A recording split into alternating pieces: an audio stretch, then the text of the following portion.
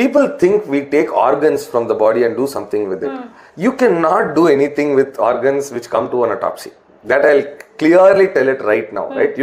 No organ can be harvested from a body which has come for an autopsy, right? Because there are many things wrong with that assumption that organs can be harvested from a dead body.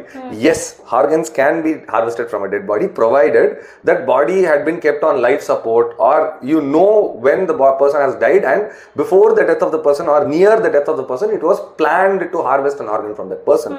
If you ask me whether I can harvest an organ from a dead person, I can harvest very, very limited number of organs for a very, very limited amount of time. Like for corneas, you need to harvest the corneas within 6 hours, right? Most of the autopsies in our country is done after 12 hours of death.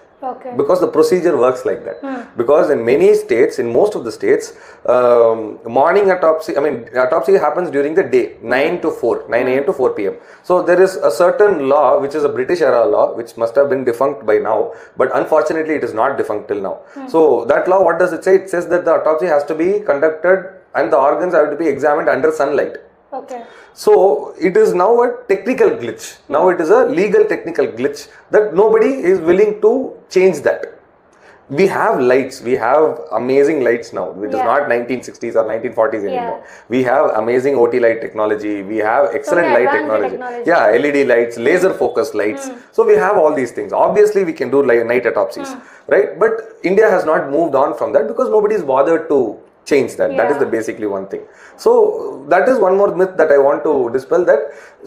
So as I was saying, if the autopsy is scheduled to happen in the evening, it won't happen in the evening, right? So the person has to wait till the next day morning, right? So if the body comes to the mortuary, let's say this evening at 6 p.m, right? Minimum the autopsy can be done tomorrow morning at 9, which gives you a window of around 20 hours.